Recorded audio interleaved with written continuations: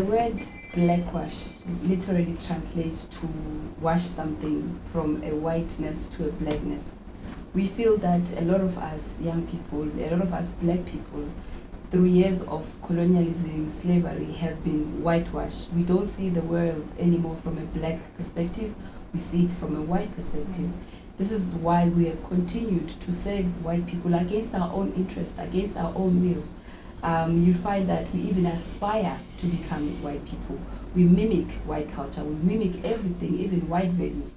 So blackwash comes from the need to undo the damage that white racism has done upon our people. Thank you. Secretary General, where did you get this idea from? I see you're all young people, hardly 30 years, maybe at most.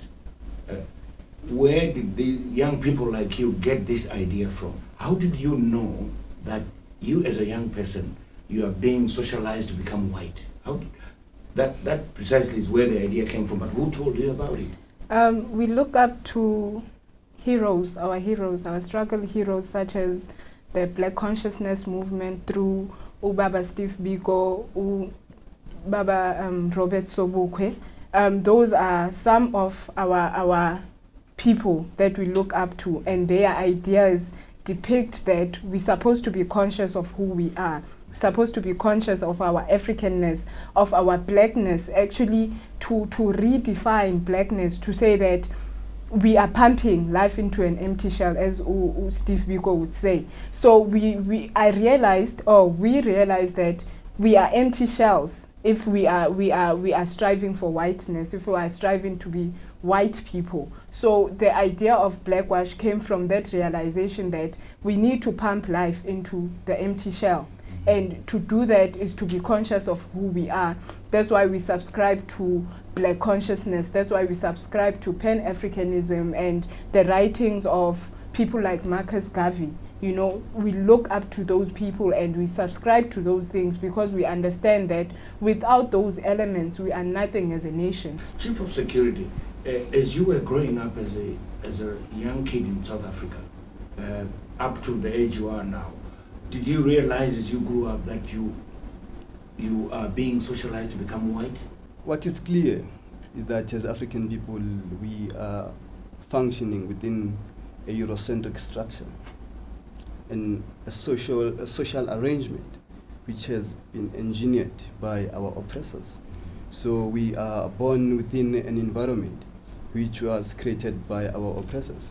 So when you grow up starting to know ourselves, our identity, our culture, our values, we start to question now these alien Eurocentric tendencies, habits that we find within our societies, within our people. So it's the realization, by us, young people, that we are black, we are Africans. We are not South Africans, like as the name of the movement is Blackwash movement of Azania, not of South Africa. Because to us, South Africa is a colonial identity. So it's the consciousness that was raised within us by our ancestors, our forerunners who paved the way for us, the likes of Bantu Biko, Marcus Garvey, and Kwame Nkrumah.